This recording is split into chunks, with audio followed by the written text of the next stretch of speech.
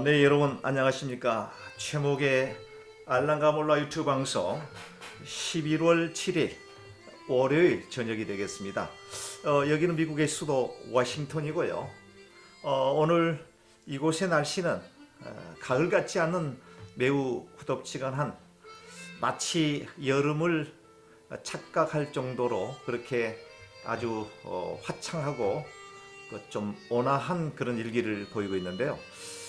이곳에 지난주부터 이상 기온인지 모르겠습니다만은 날씨가 가을같지 않게 매우 따뜻하다, 좀 후덥지근하다라고 하는 것을 느낄 정도로 그런 그 일기를 보이고 있습니다.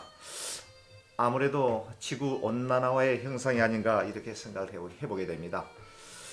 지금으로부터 약 한 10일 전인가요? 10월 29일 서울 용산구 이태원에서 일어난 대참사를 겪게 되면서 그 소식을 미국에서 접하게 되면서 2014년 6월 14일에 있는 진도 조도 앞바다 맹골 수도에서 일어났던 세월호의 참사가 채 우리의 기억 속에 사라지지 않는 상태에서 그와 버금갈 정도의 엄청난 대참사가 서울 한복판에서 일어났다라고 하는 것에 대한 내용으로 정말 경악을 금치 못하는 그런 그 상황이 있었습니다. 자그만치 300명 정도 되는 사람들이 커다란 부상과 156명이라고 하는 무고한 생명이 그 참사로 인해서 목숨을 잃게 되고요. 그것도 사인의 원인이 그 압사라고 하는 정말 말도 되지 않는 그와 같은 사유로 인해서 졸지에 목숨을 잃었다라고 하는 것에 대한 엄청난 충격이 있었습니다. 그 충격의 그 사고가 있고 난 이후에 현 대한민국을 이끌고 있는 정부, 그리고 그 정부를 탄생하게 된 여당 정치인들이 되겠죠. 이분들이 내뱉는 또 수습책이라고 생각하면서 이야기하는 그 내용들을 볼 것 같으면 참으로 입이 딱 벌어질 정도로 쇼크가 아닌가 이렇게 생각을 해보게 됩니다. 불과 8년 전에 있었던 세월호 그 사건 때에도 온 국민들이 경악을 하였고요. 뿐만이 아니라 행정부의 부재였다라고 하는 그 사고는 그야말로 인재의 한 것이었다라고 모두가 다 그렇게 이야기를 하였고, 온 국민들은 지켜주시 못해서 미안하다라고 할 정도로 온 국민들이 슬픔에 젖어 있던 그때가 정말 세월이 8년이라고 하는 세월이 흘렀습니다만은 그때나 8년이 지난 이 현재의 상황이나 별반 다름없이 사고에 결정적 책임을 져야 될 정부는 거의 부재 상태에 있고, 모든 게 자신의 탓보다는 어리석은 철부지한 젊은이들이 집단으로 몰려가서 그 죽음을 당했다라고 하는 쪽으로 결국은 사고의 원인을 갖다가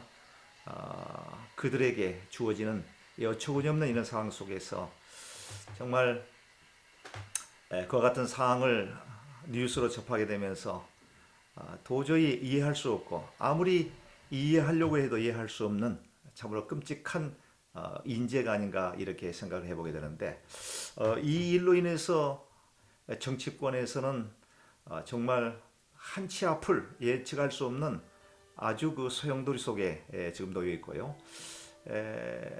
보도를 통해서 볼 수 있는 것은 이제 국정감사가 시작이 되고 행정부와 기타 관련 있는 기관장들이 나와서 의원들의 그 원인에 대한 그 실체를 찾기 위해서 서로 또 이야기를 하고 거기에 대한 자신들의 그 잘못이 아니었다라고 하는 변명 섞인 그러한 그 이야기를 들으면서 도대체 그 사고의 물론 사고의 근본적 원인은 수많은 인파가 집중적으로 한 장소에 몰려서 그런 그 대참사가 일어났다.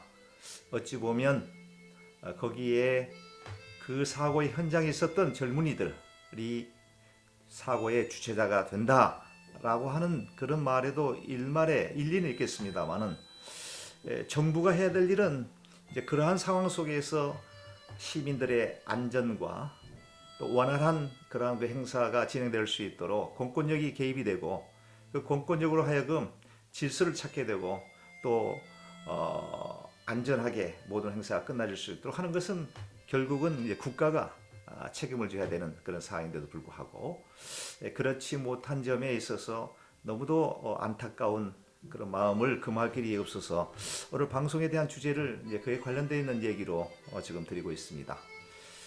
혹자는 또 그렇습니다. 거기에 그 사고의 발단이 불순문자들 일부 정말 나쁜 악의적 생각을 가지고 나라를 혼란에 빠뜨리기 위해서 꾸며낸 책략의 한 결과다라고 공공연하게 이야기하는 종교 지도자도 있습니다. 또 북한의 공작원의 소행이 아니냐 철저히 수사해서 밝혀내야 된다. 뿐만 아니라 댓글을 통해서 마치 그 선교의 일환의 한 방편으로 카톡이라든가 기타 SNS를 통해서 그와 같은 것을 퍼뜨리는 것도 선교의 일환이다 라고 하는 말도 되지 않는 그러한 얘기를 서슴지 않고 정말 순박한 교인들에게 그런 이야기를 함으로 인해서 더욱더 정부의 그런 바른 이런 수습에 힘을 가하기보다는 모든 국민들을 혼란에 빠뜨리게 하고 무엇이 잘못되어 있고 무엇이 옳다라고 하는 것이 흐려질 정도로 그렇게 되어 있는 것에 그런 상황을 보고 있으면서 목회자의 한 사람으로서 참으로 안타깝고 좀 창피하기도 하고요. 어떻게 그럴 수가 있을까 목사라고 하는 사람이 라고 하는 생각을 해보게 되었습니다. 사고는 아무리 예방을 하고 준비를 한다고 하더라도 우연찮게 일어날 수 있는 게 사고입니다. 그러나 그 사고를 어떻게 취급하고 그 사고의 원인을 잘 분석해서 발견해내고 그렇게 하는 이유는 앞으로의 그와 같은 사고가 재발되지 않도록 하기 위해서 그게 필요한 것입니다. 과거의 역사도 결국은 우리가 반면교사로 삼아서 앞으로 그와 같은 뼈저리게 겪는 그런 대참사를 방지하기 위한 하나의 좋은 교훈으로 삼기 위해서 역사 공부를 하는 것이고 그렇습니다. 그런 차원에서 볼 때에 현 윤석열 대한민국 대통령 이하 정부는 이태원의 이 참사를 겸허히 국가의 거대한 실수로 인정을 하고 또 무엇이 잘못되어 있는지 어디서부터 문제가 꼬였는지를 면밀히 분석을 해나가면서 결국은 무참히 희생을 당한 156명의 영명들과 또 그 가족들, 현재 병원에서 치료를 받고 있는 부상자들, 그들의 마음에 또 한 번의 커다란 못을, 상처를 주는 그와 같은 일은 결코 해서는 안 된다라고 하는 생각을 해보게 됩니다. 결국은 박근혜 정부가 세월호라고 하는 거대한 대참사를 제대로 취급하지 못하고 변명하고 또 떠넘기고 니 탓하고 할 때에 결국 무너진 것을 우리는 똑똑히 기억하고 있습니다. 윤석열 현재 대통령, 대한민국을 이끌고 있는 대통령께서 그와 같은 전철을 밟지 않기를 간절히 소망에 맞지 않습니다. 정말 진실한 마음으로 국민들, 백성들을 사랑하는 마음으로 국가와 민족을 위해서 한 점 부끄러움이 없는 그와 같은 이태원 참사를 잘 분별하고 더욱더 대한민국이 한 단계 업그레이드 되어지는데 이번 대 참사가 자양분이 되었으면 하는 그런 생각을 좀 해보게 되는데요. 저는 그러한 마음 그렇게 해 주시기를 간절히 기도할 뿐입니다. 그렇게 되기를 간절히 소망합니다. 아무쪼록 156명, 그 중에서는 26명이라고 하는 외국인도 포함이 되어 있다고 하는데 그 외국인 그 가족들은 정말 가슴이 미어지고 대한민국이 잘 산다고 해서 아름다운 나라라고 해서 결국은 여행을 가고 했다가 대참사에 희생을 당하게 된 그 가족들의 마음은 어떻겠습니까? 그분들이 생각할 때 대한민국에 대해서 어떤 마음, 어떤 생각을 갖고 있겠습니까? 그런 것들을 잘 헤아려서 정말 두 번 다시 그들의 마음에 상처를 주는 일이 있어서는 안 되겠다라고 하는 생각을 해보게 되면서 좀 해외에 있는 교포의 한 사람으로서 주제넘는 얘기가 될지는 모르겠습니다만 신앙인의 양심에 따라 오늘 방송에 대한 주제를 이태원 12구 대참사에 관련되어 있는 얘기로 저의 생각을 오늘 방송의 내용으로 삼아 보았습니다. 제가 준비한 내용은 여기까지입니다. 여러분 건강하시고요. 하루하루 힘찬 나날들 보내시기를 기원해 맞이하였습니다. 끝까지 시청해 주셔서 대단히 감사합니다. 다음 시간까지 안녕히 계십시오.